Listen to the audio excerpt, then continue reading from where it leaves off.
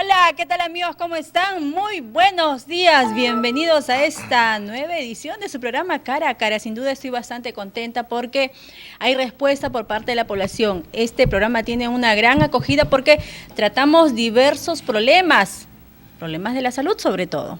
Hoy vamos a tratar sobre cáncer al hígado. ¿Saben ustedes por qué se origina esta enfermedad? ¿Por qué hoy en día muchos caballeros sobre todo padecen de cirrosis? ¿No lo saben? Pues entonces vamos a brindarles toda la información a continuación. Estamos en estudios con el doctor Julio Mendoza Valdivieso. Él es oncólogo del Hospital Augusto Hernández. ¿Cómo está, doctor? Es un gusto tenerlo nuevamente en este programa. No, Karina, ¿cómo estás? Para mí también es otro gusto estar acá contigo y con los televidentes que nos puedan estar viendo y escuchando, ¿no? Cáncer al hígado, doctor. ¿Por qué se origina esta enfermedad? La palabra yo creo que es un poquito temida, ¿no? En el mundo oncológico. El cáncer de hígado en realidad, además de nosotros poder hablar de ciertos factores genéticos, o sea, como siempre lo digo, ya los cambios estructurales están dentro de nosotros desde que nacemos, está también bastante relacionado con infecciones crónicas como hepatitis, por ejemplo, la hepatitis viral, la famosa hepatitis B. Hay diversos tipos de hepatitis, pero dentro de las que están... ¿Se produce la hepatitis porque ha surgido un problema en el hígado? No, la hepatitis es un virus que lo podemos adquirir por contagio. ¿Pero ya. ataca este virus directamente al hígado Así o a es. todo el organismo? No, ataca el hígado, por eso se llama hepatitis. El término hepatitis vendría a ser problemas, inflamación del hígado, y esta inflamación del hígado va a estar causada por este virus que es el de la hepatitis, ¿no? ¿Cuántos tipos de hepatitis hay? Bueno, hay hasta 4 tipos y por allí hay otros más. Los clásicos son la A, B, C, D, y dentro de los que nosotros encontramos relación con el cáncer de hígado es principalmente el virus de la hepatitis B y C sobre todo, ¿no? ¿Cómo se diferencian estas? Lo que pasa es que cuando nosotros ya hablamos de hepatitis, ya está el diagnóstico de la hepatitis. Generalmente la C es menos sintomatológica que la B. O sea, me refiero a que la B es una enfermedad mucho más agresiva, el hígado se inflama más, hay fiebre, malestar, etcétera, etcétera. La hepatitis C, yo creo que lo que la hace más mala es de que muchas veces es asintomática, o sea, muchas veces puede pasar hasta desapercibida. Sí, por allí hay algunos cuadros que nos hacen al médico, puede ser al gastroenterólogo o al médico internista, pensar en algún problema hepático de acuerdo a la sintomatología. Entonces, siempre es muy útil hacer la serología, en este caso, para el virus de la hepatitis, ¿no? Muy buen preámbulo, doctor, comenzando ya esta entrevista. Sabemos que el hígado es un órgano bastante noble que cumple pues múltiples funciones. Así es. Yo había investigado sobre este tema y me he quedado sorprendida al saber, al ya tener conocimiento, que el hígado cumple 500 funciones. Sí. ¿Es así, doctor? Sí, bueno, la verdad no las he contado si son 500, pero de repente yo te diría o 400 o 600, ¿no? Porque en realidad el hígado es un órgano demasiado, como todos los órganos, pero el hígado es nuestra reserva, ¿no? Primeramente, en el hígado se sintetizan las proteínas. El hígado sirve para eliminar sustancias tóxicas, por ejemplo, la urea. Tenemos imágenes justamente en interno, por favor, si lo van colocando. Muchas gracias. El hígado sirve también para transformar la glucosa que nosotros ingerimos por vía oral.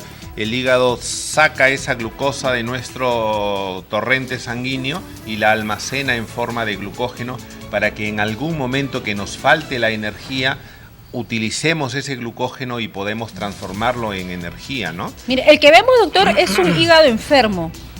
Ahí se ve justamente la diferencia entre un hígado sano y otro enfermo, otro canceroso. Así es. Lo que pasa es que siempre pido disculpas por la comparación, pero cuando nosotros vemos un hígado sano, es un hígado algo rosado, que lo podemos ver, disculpen nuevamente las palabras, pero lo podemos ver en el mercado, en las vísceras de unos animalitos como el ganado vacuno, ¿no? Algo semejante pasa con nosotros.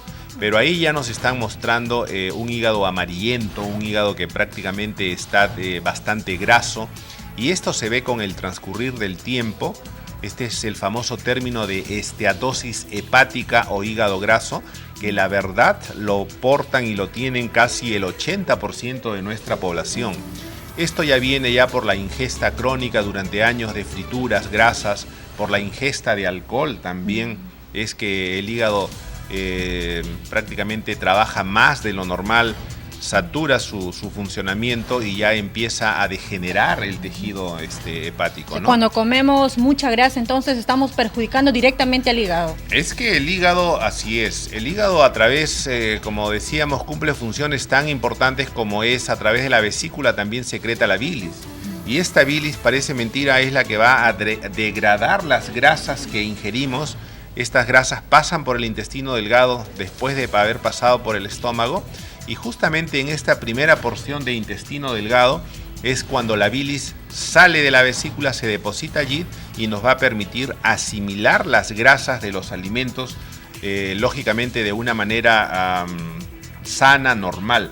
Cuando nosotros ingerimos muchas grasas, muchas frituras, muchas comidas copiosas, definitivamente el hígado va a trabajar más, ¿no? El hígado es el órgano más grande que tiene el cuerpo humano, pero muchos desconocen dónde exactamente está ubicado.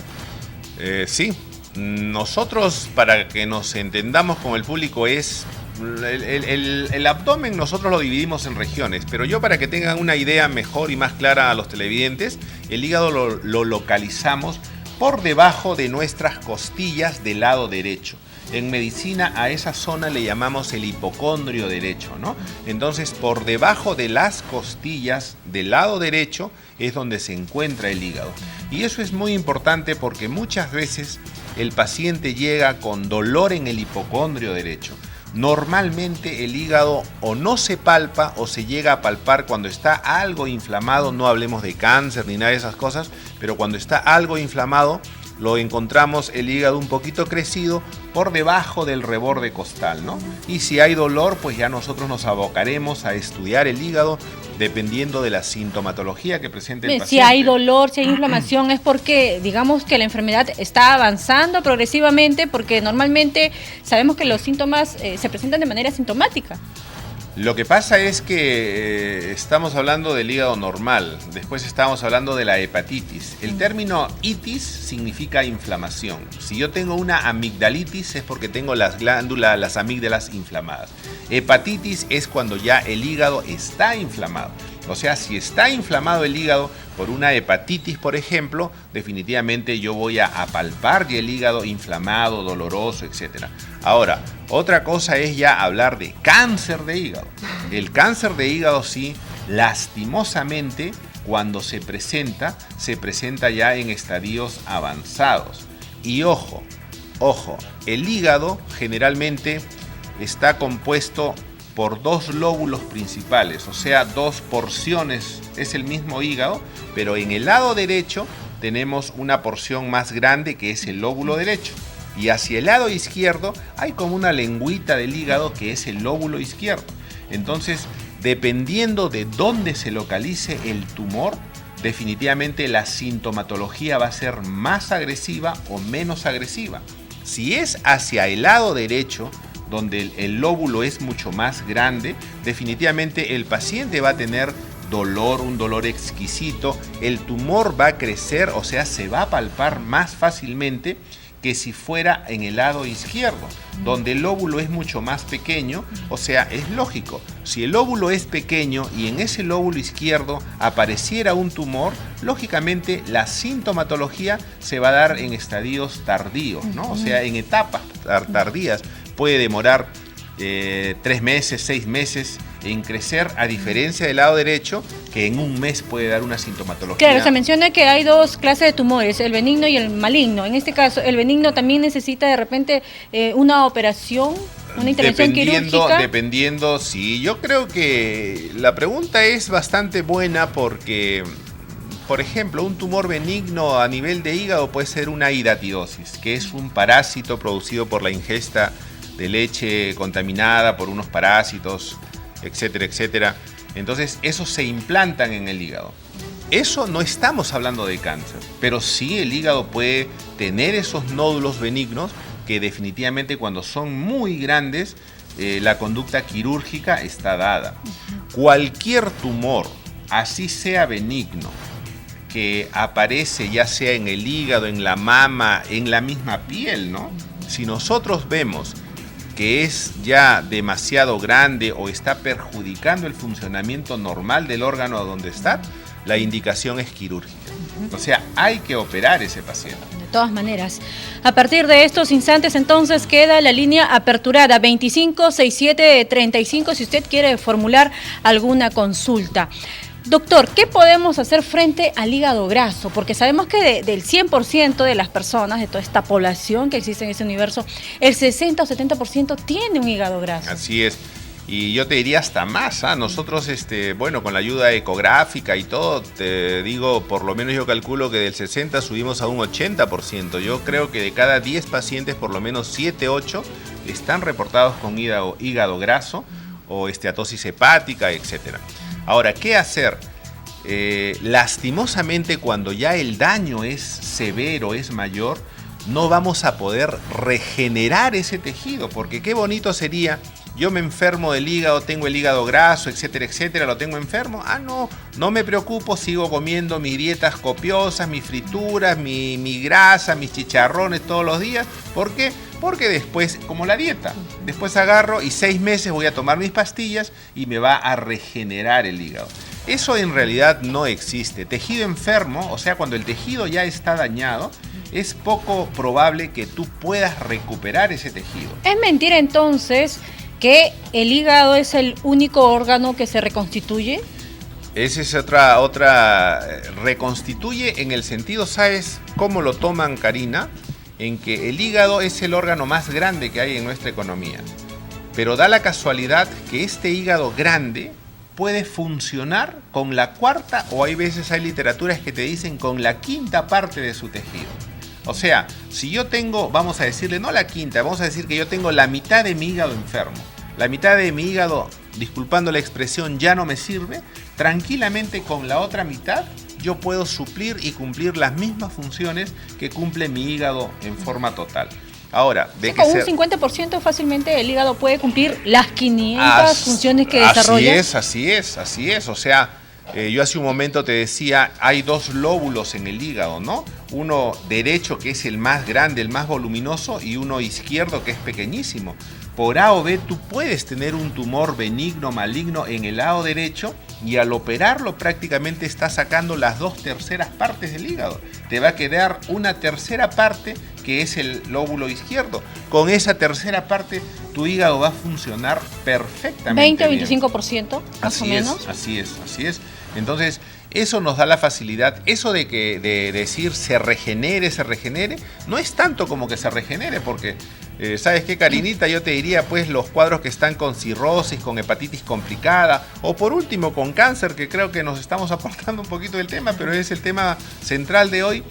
Si estuviera el hígado dañado, entonces yo le doy tratamiento y voy a regenerar, voy a hacer que mi hígado pues se transforme en un tejido sano.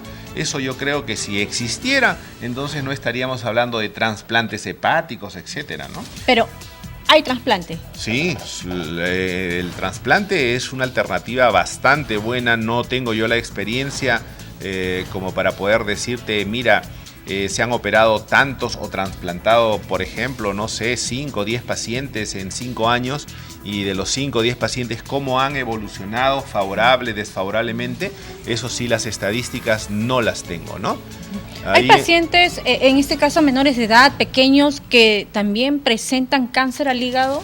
Sí, es bastante frecuente. Por eso nosotros, cuando hablamos de cáncer de hígado, mayormente lo relacionamos, estamos hablando de la hepatitis B, hepatitis C, que generalmente se da en pacientes adultos, ¿no? Hay una hepatitis A que es la que ataca a los niños, pero también en niños existe el cáncer de hígado. Yo creo que lastimosamente, si hablamos del cáncer de hígado propiamente dicho, justamente por esas funciones que realiza, las tantas funciones que realiza el hígado, y le ataca una enfermedad maligna agresiva al hígado, es que el pronóstico es, yo creo que desfavorable para el paciente, ¿no? Yo les digo con franqueza que en el transcurso de estos años habré visto 2 casos de pacientes que han sido lógicamente operados en Lima, no han sido operados acá en Ica, y estamos hablando de que han sido operados hace 5 años. Un paciente con hepatocarcinoma, que es el cáncer de hígado, tenía un lóbulo comprometido, le operaron ese lóbulo, perdón, y definitivamente el paciente está bastante bien. La suerte es que ya no ha hecho metástasis, ¿no? Ni recurrencia, porque ojo, la diseminación del cáncer es por vía sanguínea o por vía linfática, y el hígado se caracteriza por vía sanguínea. Entonces, imagínense, el hígado es rico en sangre, es un órgano bastante sangrante. Ustedes imagínense un hígado, imagínense, porque no lo vamos a poder hacer, pero imagínense un hígado vivo que esté ahí, le hacemos con un bisturí una pequeña incisión y ¿cómo va a sangrar? ¿Por qué? Porque está altamente vascularizado. Bien. Entonces, como está muy vascularizado, la migración de células malignas a través de estos vasos sanguíneos es bastante notoria, ¿no? Claro, muchas veces se indica, doctor, que uno enferma su hígado porque consume alimentos inapropiados, comida chatarra, pero no tan solo eso, sino también afecta el hígado el hecho que consumas demasiado alcohol, que fumes también todos los días. Sí, efectivamente, como te digo, cumple funciones de depuración, ¿no? El alcohol, todos los productos ya de desecho que el hígado metaboliza. El hígado, lo que pasa es como es un asimilador. Nosotros comemos lógicamente por la boca, los alimentos llegan al estómago, a través de los vasos sanguíneos en el intestino delgado empezamos a asimilar las proteínas, las vitaminas. Perdón, pero la garganta es un poquito... Y el cambio de clima, doctor, sí, está afectando a todos. Entonces, lo que pasa es de que el hígado hace que nosotros, eso que necesitamos para nuestro cuerpo, nos ayude a asimilarlo. O sea, el hígado lo procesa, lo almacena, y cuando el hígado está enfermo ya no podemos cumplir ninguna de esas funciones. Entonces, de allí la importancia de conservar esta máquina tan importante que es el hígado.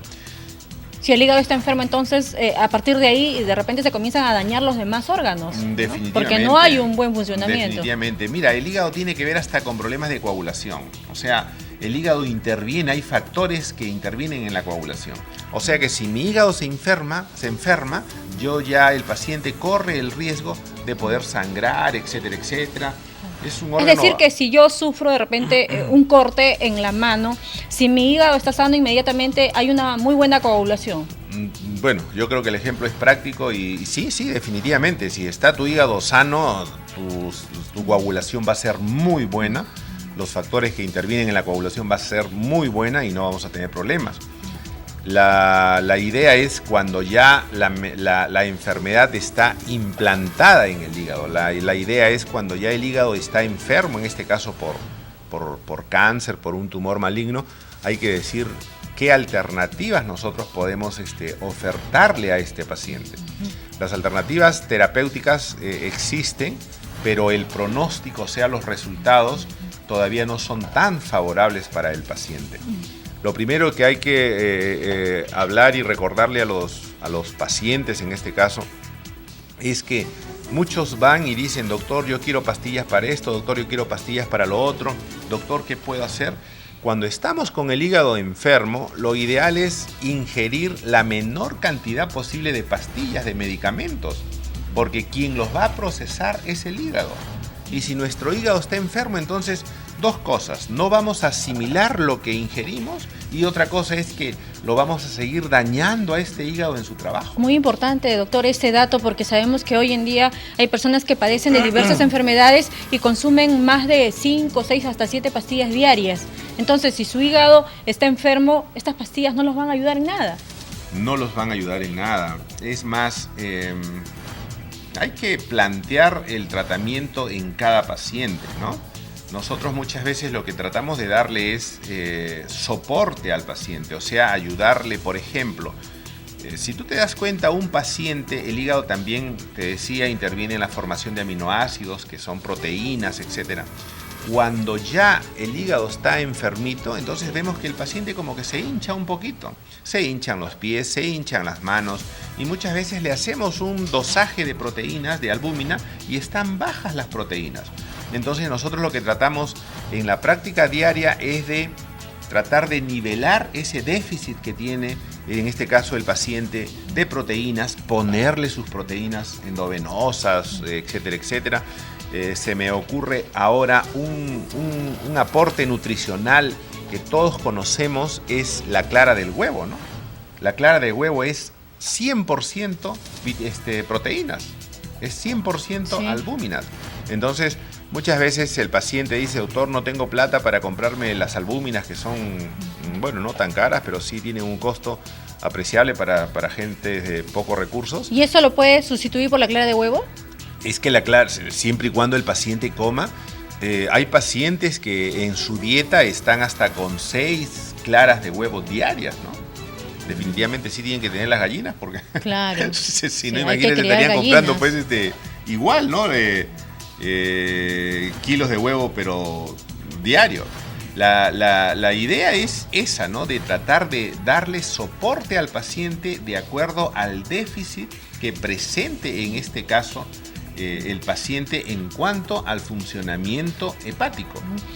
A eso es lo que nosotros tenemos Doctor, que... ¿se puede desintoxicar el hígado? Porque siempre he escuchado eso, que hay probabilidades de repente de curar el hígado con medicina natural. Yo creo que en vez de curarlo, sí podemos desintoxicarlo, ¿no? Es como que el alcohólico, pues. El alcohólico tú lo tratas de desintoxicar en que no tome alcohol. Ese paciente que no toma alcohol, en todo caso ya ese alcohol no va a dañar el tejido hepático. Entonces el hígado, tu palabra creo que la podemos usar, desintoxicamos el hígado, o sea, lo ayudamos a trabajar mejor. Le podemos dar medicinas naturales, no, yo también lo digo muy abiertamente, la experiencia que uno tiene, o al menos yo no la tengo en cuanto a productos naturales, o mi experiencia sería la misma de muchos pacientes que escuchan, que dicen tal producto tiene estas propiedades. Yo les digo de corazón, en la universidad nunca nos dan una clase de esos productos, ¿no? Pero sí vemos en la práctica diaria que muchos de ellos en algunos pacientes causan efectos bastante positivos. Yo tengo, por ejemplo, si yo quiero saber cómo está funcionando mi hígado, no todo es clínica y ver, tenemos ayuda de laboratorio. Entonces hay enzimas hepáticas. Hay unas enzimas que son las transaminasas. Estas transaminasas son las que nos van a ayudar a nosotros a determinar y ver cómo está funcionando mi hígado. Si las transaminasas salen altas, quiere decir que mi hígado no está trabajando bien. ¿Eso es mediante un análisis de sangre? Un análisis de sangre. Entonces, si yo veo que mi hígado no está trabajando muy bien, entonces hago un paréntesis en mi tratamiento, si es un tratamiento de quimioterapia, etcétera, y le digo al paciente, mire, ve, vamos a parar el tratamiento, vamos a esperar, como dices tú, que se desintoxique un poco el hígado. Lo podemos ayudar con productos naturales, con hepatoprotectores, que hay medicinas en la práctica diaria, que nos ayuda o le ayuda a este hígado a funcionar mejor. Se ha hablado mucho, doctor, que cuando, por ejemplo, te levantas con la boca amarga, con esa sensación de que algo se te viene del estómago hacia la boca, uno ya está enfermo del hígado. Sí, yo también lo he escuchado. Definitivamente tiene parte de razón. Ahí es hígado, es gastritis. Yo más me inclinaría a pensar en una gastritis. O sea, ya hay que hacer unidad clínica, ¿no?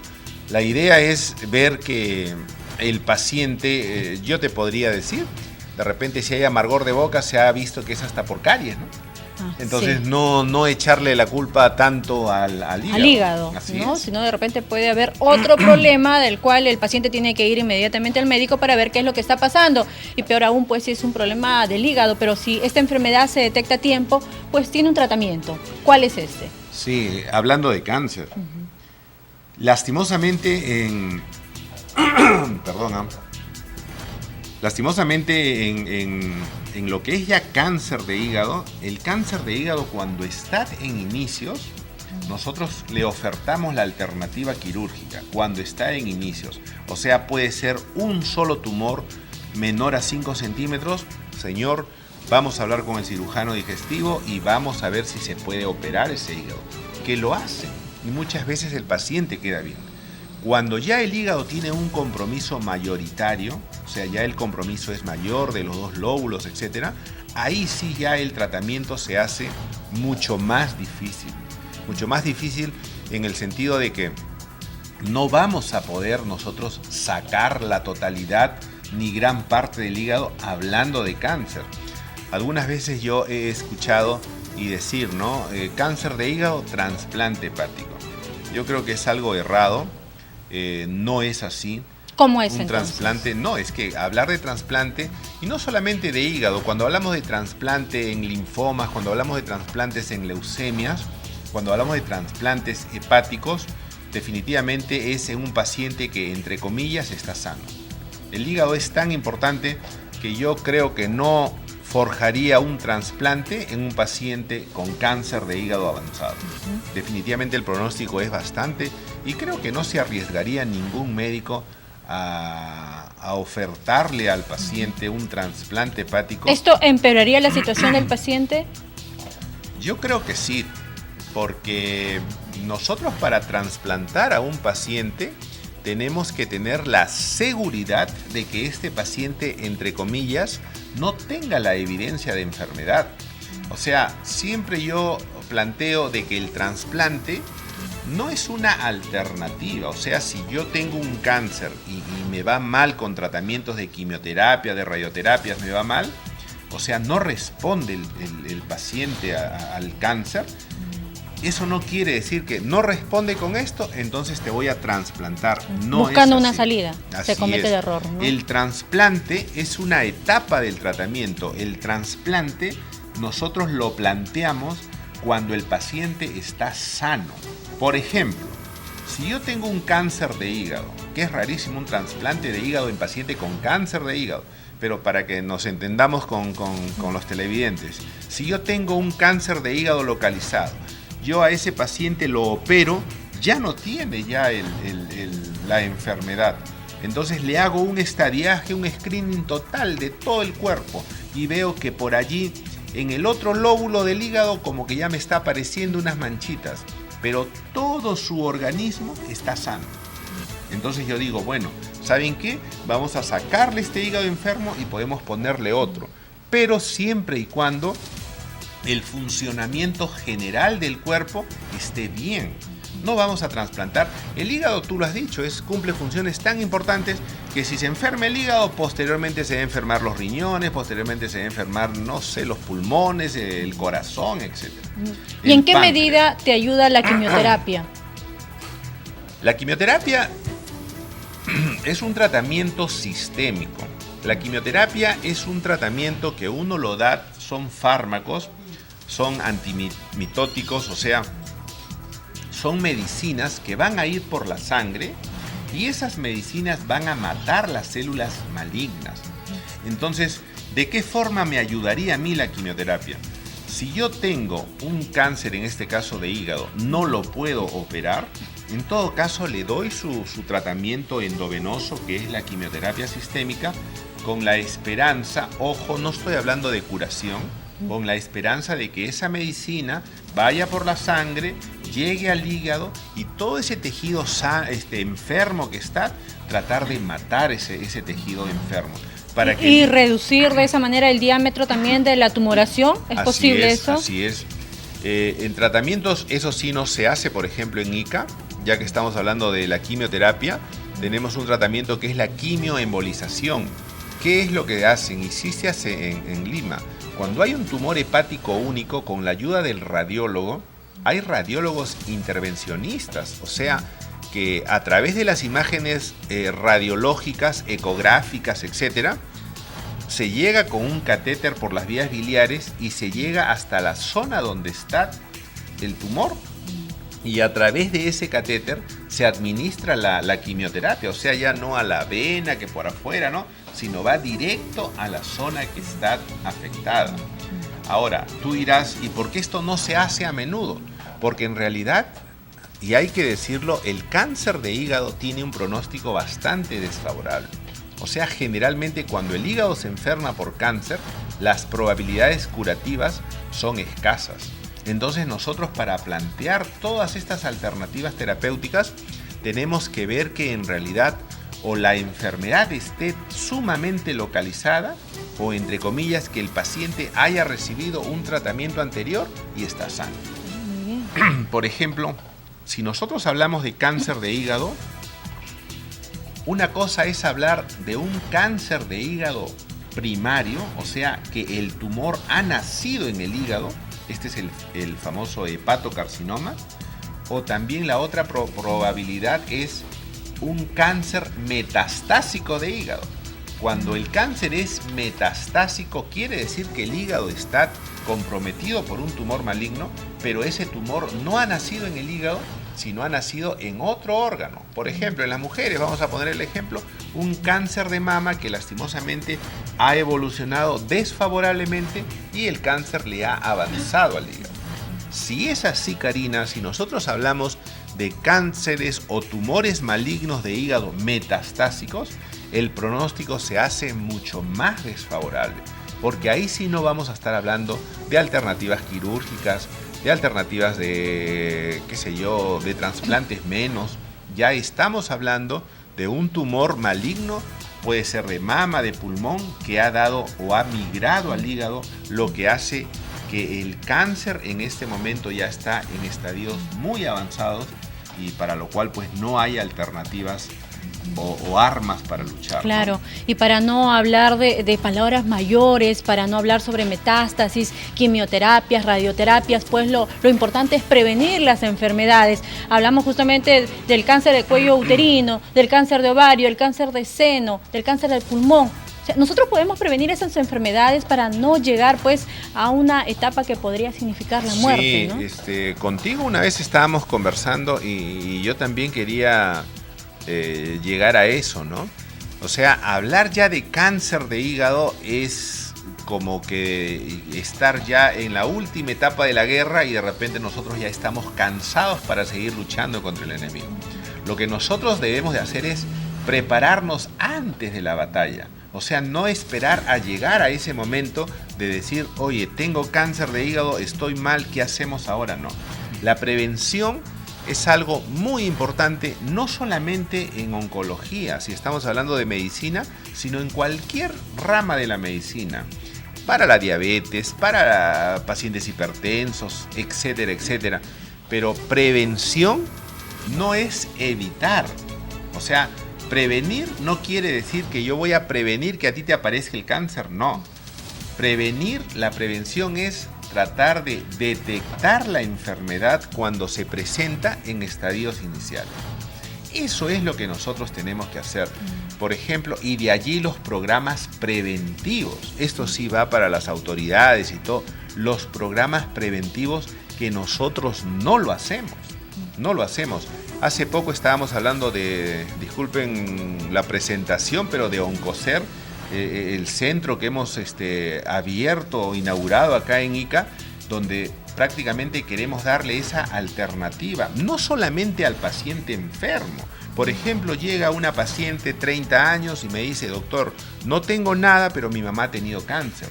Doctor, tengo 35 años y a mi hermana le han encontrado cáncer, yo estoy sana.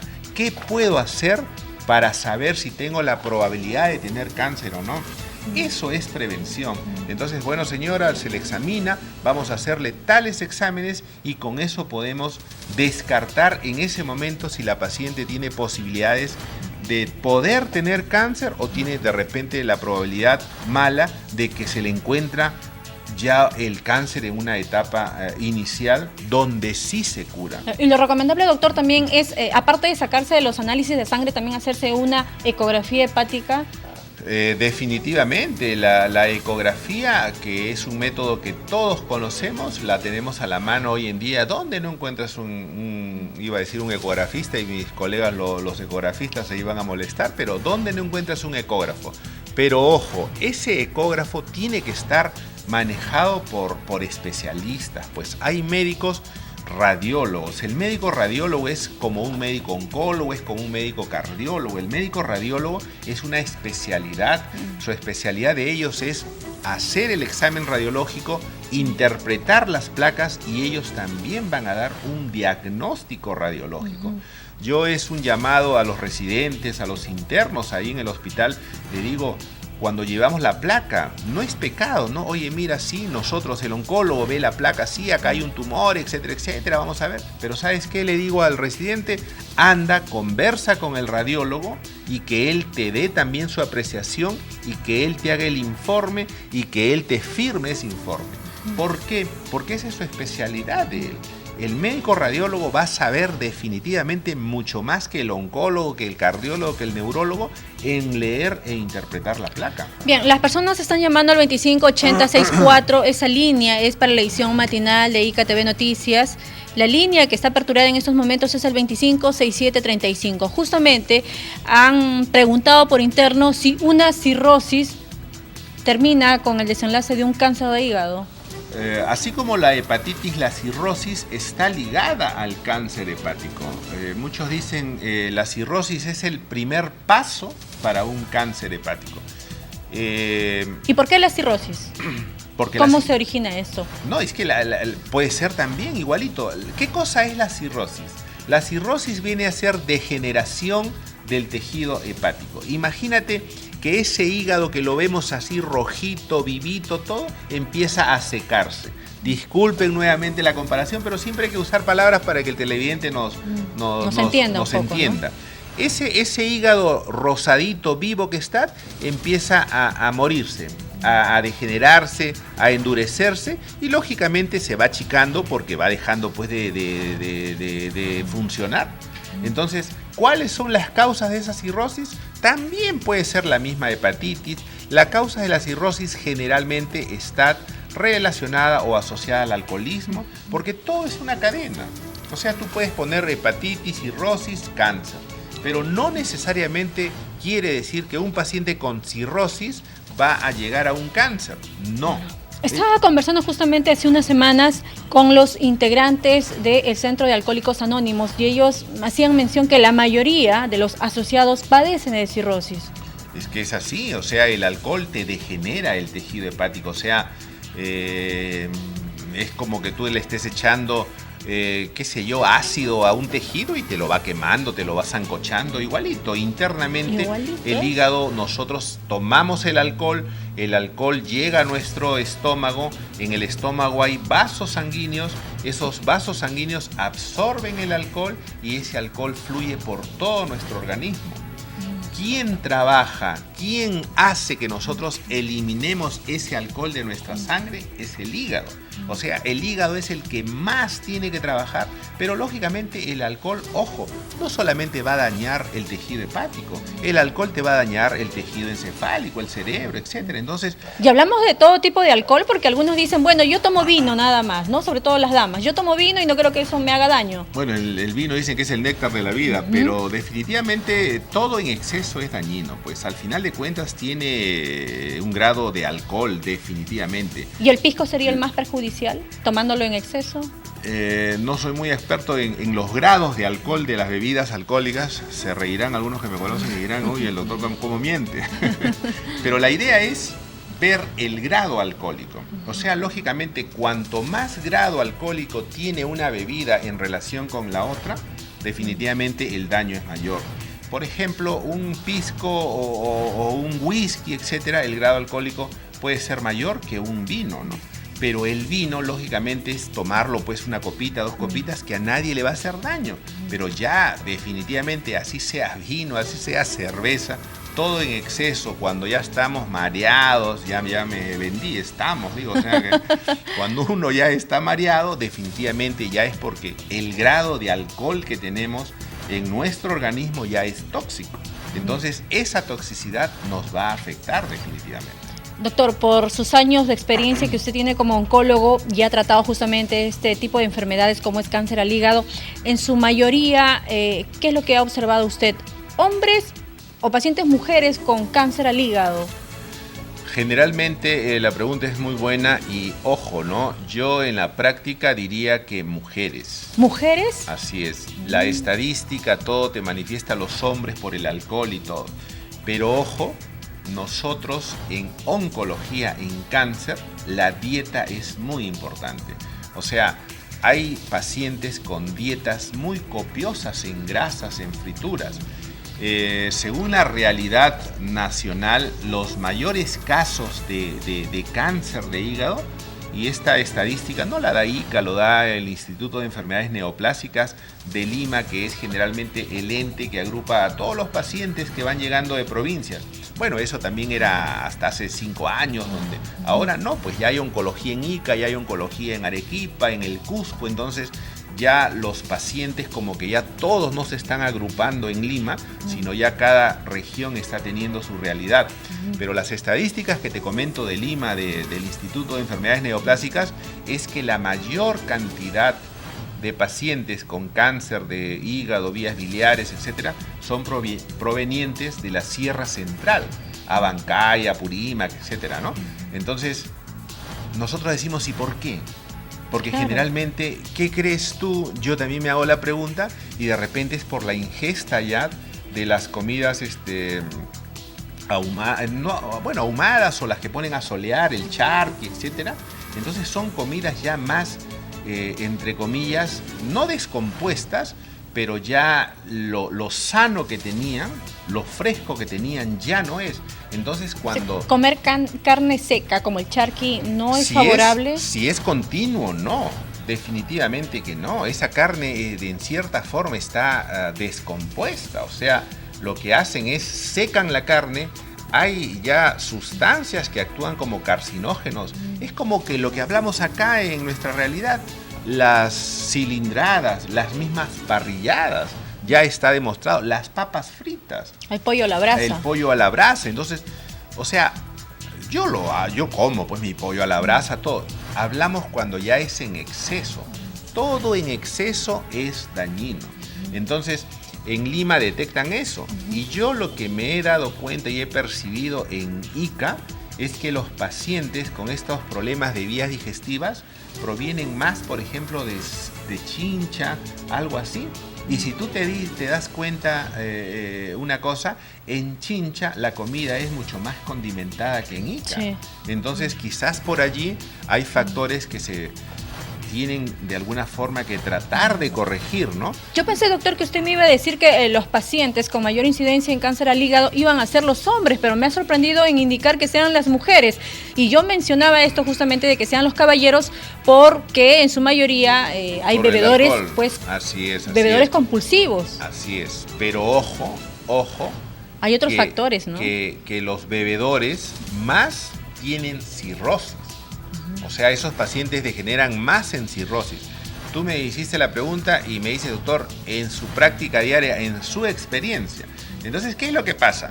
Generalmente los alcohólicos, Karina, y no lo digo con mucho respeto, los alcohólicos muchas veces por su condición social es gente que está en cierta forma abandonada.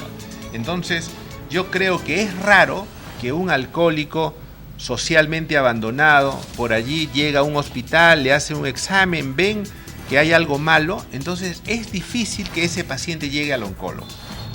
¿Por qué? Porque no va a tener los medios para sus exámenes ni nada parecido, entonces muchas veces ese paciente no llega al oncólogo para tratamiento del cáncer, ¿no?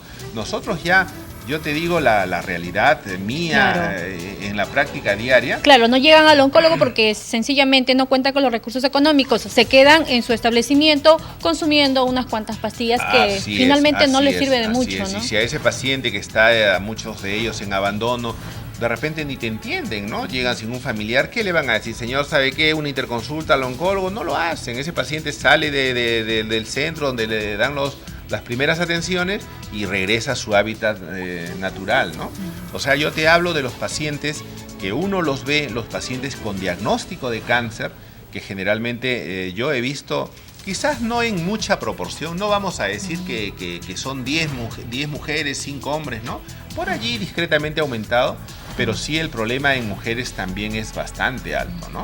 No te digo en cuanto a número, porque ojo, estadísticamente también el cáncer de hígado más o menos estamos hablando de un 7%, etcétera, del total de cánceres, ¿no?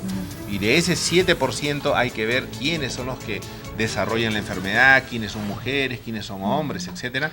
Ya son trabajos estadísticos que se tendrán que hacer en algún momento. Yo creo que con la ayuda ahí no solamente es el oncólogo, hasta de un estadístico, etcétera, etcétera, ¿no? ¿Cómo proteger nuestro hígado, doctor? De repente consumiendo lo que no nos es perjudicial, ingiriendo bastante agua, ¿eso ayuda? Tú lo has dicho, ¿cómo proteger nuestro hígado? Cuidándolo. ¿Y cómo vamos a cuidar nuestro hígado? Principalmente acá entra a tallar la dieta. Una dieta sana, una dieta Alguien que fresca. ya está enfermo del hígado, que tiene cáncer al hígado, ¿tiene una dieta rigurosa? Así es, así es. Uno le indica la dieta rigurosa. Pero lo lastimoso es que, como te decía hace unos minutos, ya ese hígado está enfermo. Entonces, tú le puedes indicar la dieta y el paciente la va a cumplir. Pero esa dieta no es para regenerar o recuperar ese tejido dañado, no. Sino simplemente es ya en esos estadios para que el hígado trabaje de alguna manera lento, despacio, pero no tenga pues complicaciones mayores. Tú a un paciente que está con cáncer de hígado no le vas a decir, ni el paciente lo va a hacer, ¿sabes qué, señor? Vaya, y si le provoca un arroz con pato, cómase un arroz con pato, pues, o una carapulcra picante, ¿no? Porque como decimos en el argot doméstico y todo, oye, son comidas muy pesadas, ¿no? ¿Por qué pesadas? Porque justamente hacen que nuestro hígado trabaje más para poder asimilar esos nutrientes, para poder purificar las grasas que ingerimos. Normalmente te proteges del estómago con algunas pastillas, omeprazol es una de ellas, pero ¿cómo proteger el hígado cuando tienes mucha ingesta de medicamentos? Hay también lo que nosotros le llamamos hepatoprotectores, que son medicamentos a base de enzimas hepáticas que van a suplir la función del hígado, ¿no? Entonces, de alguna manera, esto va a hacer que nuestro hígado trabaje mejor, pero sin exigirlo mucho, ya que estamos ayudándolo a través de fármacos, ¿no? Entonces, yo creo que las alternativas existen, los cuidados podemos hacerlos, muchas veces no lo hacemos, pero lo ideal es cuidarnos desde un inicio. O sea, si nosotros estamos no de repente, sino yo acá ya con los años que uno tiene, pues no voy a retroceder y decir, bueno, lo que no he hecho a los 20, 25, 30 años voy a hacerlo. Recién tengo 31, felizmente. Sí, se le nota, doctor. No voy a empezar a hacerlo, no. Sino la educación, la prevención tendría que venir con nuestros hijos. La educación tendría que venir con los jóvenes, ¿no?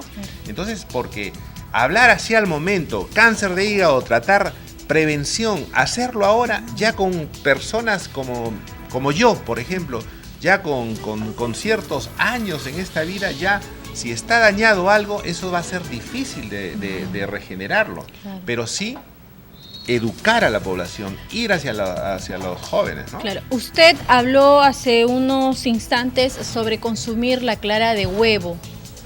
Eso por mencionar un alimento, pero imagino yo que hay otros alimentos más que te ayudan, ¿no?, a fortalecer el hígado. Lo que pasa es que la clara de huevo, ojo, no es que va a fortalecer el hígado. Lo que pasa es que el hígado, como interviene mucho en la formación de nuestras proteínas, en asimilar las proteínas de los alimentos, cuando el hígado se enferma, entonces nuestro organismo ya no va a poder formar estos aminoácidos. ¿A través de quién nosotros podemos asimilarlos? Por vía externa, pues, ¿no?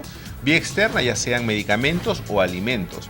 Y uno de los alimentos que tiene 100% de albúmina de proteínas es la clara de huevo. Entonces, cuando uno dice, oye, yo te recomiendo clara de huevo, es en un paciente que su hígado está dañado y nuestro organismo necesita proteínas. Caramba, si mi hígado no me va a producir esas proteínas, al menos yo lo ayudo ingiriendo, ya sea por vía oral, a la avena, etcétera, este tipo de proteínas, ¿no? Muy bien. Entonces, sería necesario, doctor, de que hoy en día, pues, la gente, para que no se enferme de tantos males, consuma, pues, alimentos sanos, comida sin grasa. De repente, bueno, si le van a echar de repente el pollito al caldo o al segundo, sacarle toda la grasa. Eso creo que es una costumbre que hoy en día no se practica. Así es, la prevención dentro de la prevención está incluida la dieta. Y cuando nosotros hablamos de cáncer, sí, y ojo, no hay que estar enfermos para hacer una dieta. Así es. Y no solamente en cáncer, en cualquier... Yo veo que los endocrinólogos, creo que ellos manejan mejor las dietas que el oncólogo, porque ellos están más ahí con el paciente. Entonces, dentro de lo que es prevención es dieta. Y ojo, no solamente dieta, ejercicio físico. Bueno, mejor escondo un poquito la barriguita porque van a decir como el doctor está hablando de todo eso y no lo vemos en pantalla. Esto va de la mano, ¿no? Así Una buena es. dieta y hacer ejercicios. Así es, todo eso va a contribuir a un fortalecimiento orgánico, a un mejor funcionamiento, a una mayor oxigenación. O sea, es algo que es como que yo tengo mi jardín, lo tengo bien limpiecito de la maleza, le echo el agüita pura y pues las plantitas van a estar felices.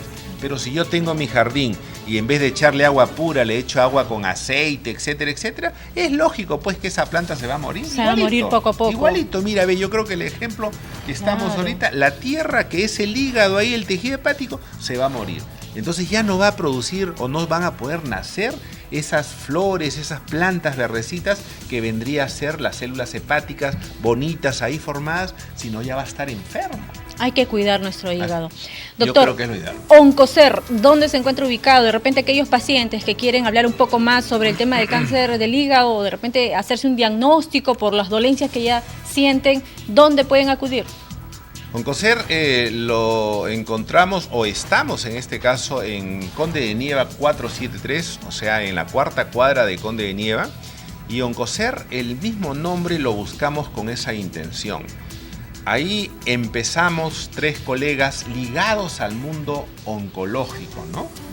Pero eso no quita de que ya nos estamos prácticamente sumando a nuestro trabajo otros especialistas como es el gastroenterólogo, como es el cardiólogo, el dermatólogo, pero lo que queremos es que en Oncocer se hable solo de cáncer. Entonces la idea es esa, prevención, diagnóstico, tratamiento del cáncer.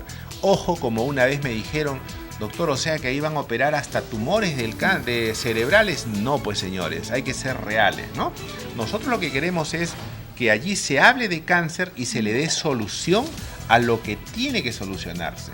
Problemas oncológicos que no tengamos capacidad en ICA, ya sea en Oncocer, en cualquier clínica, en cualquier hospital, decirle al paciente, ¿sabe qué, señor? Usted tiene ese diagnóstico oncológico, acá en ICA no se puede realizar eso, entonces váyase a Lima, váyase a tal hospital, busque a tal colega, busque a tal especialista. La intención es ayudar al paciente y no Así pues no es. Como otros profesionales que lamentablemente buscan pues sacarle el Karina, dinero. sí, pues no voy a hablar de eso porque no es ético, pero es cierto, el paciente doctor. está allí, plin, de aquí para allá, cuando ya las cosas no caminan o no está bien el paciente, oye, ¿sabes qué? Busca o ándate a Oncocer.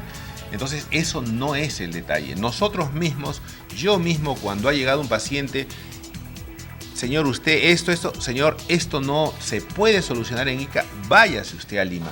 Eso no va a ser menos al médico. Al contrario, va a ser más grande al paciente, porque nuestra función es el paciente. Entonces, eso es lo que queremos, que el paciente salga con un diagnóstico presuntivo, definitivo, pero dado por especialistas, ¿no? La recomendación final, doctor, a todo el público iqueño que nos está viendo en estos momentos. Yo creo que la recomendación es, además de escuchar lo que hemos conversado acá, es tratar de cumplirlo. Yo no les digo que no coman un pollo a la brasa porque yo lo hago. Yo no les digo que no se tomen un vaso de vino, un vaso de cerveza, que lo hagan, pero moderadamente. Y cuando lo hagamos en una forma un poquito exagerada, pues cuidarnos, ¿no? Ya sabes que este fin de semana he tenido tal reunión. Una vez un paciente oncológico me dice, doctor, ¿sabe qué? Cumplo 50 años de casado, me van a hacer mi reunión y de hecho voy a tener que comer. Indudablemente el paciente físicamente, desde el punto de vista oncológico, está muy bien. ¿Puedo comer o no puedo comer? Yo le dije, señor, coma usted de todo, y de ahí pues lógicamente no va a comer pues 5 platos de una cosa, pruebe de todo, tómese su par de brindis y después los días posteriores lleve a cabo una dieta sana, rica en verduras, en frutas. El que esté enfermo no quiere decir que esté lisiado, lo puede hacer, no puede comer muy bien, pero medido. Y ¿sabes qué, Karina? Yo siempre me guío de las palabras que me enseñó un profesor, un maestro en oncología, el doctor Riva, en Lima, que él decía, pues, la calidad de vida está acá, ¿no? Está acá en la tierra. Calidad de vida es darnos vida. Y si yo puedo comer algo que me provoque, que me apetezca y es rico, pues lo hago. Eso es calidad de vida.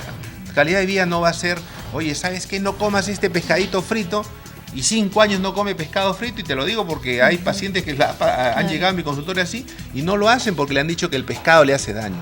Totalmente absurdo, pues, Karina. Sí. Bastante equivocados en realidad. Gracias, doctor Mendoza, por estar con nosotros. Definitivamente hay mucho más que hablar en torno a este tema.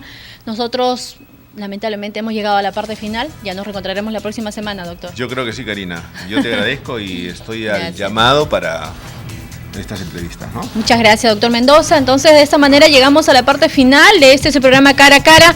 Mañana vamos a hablar sobre el cáncer a la tiroides. Mucha atención con esto. Hoy en día hay ya más pacientes que padecen de esta enfermedad. Las causas, las consecuencias y el tratamiento, se lo contaremos todo mañana. Gracias por su atención. Muy buenos días.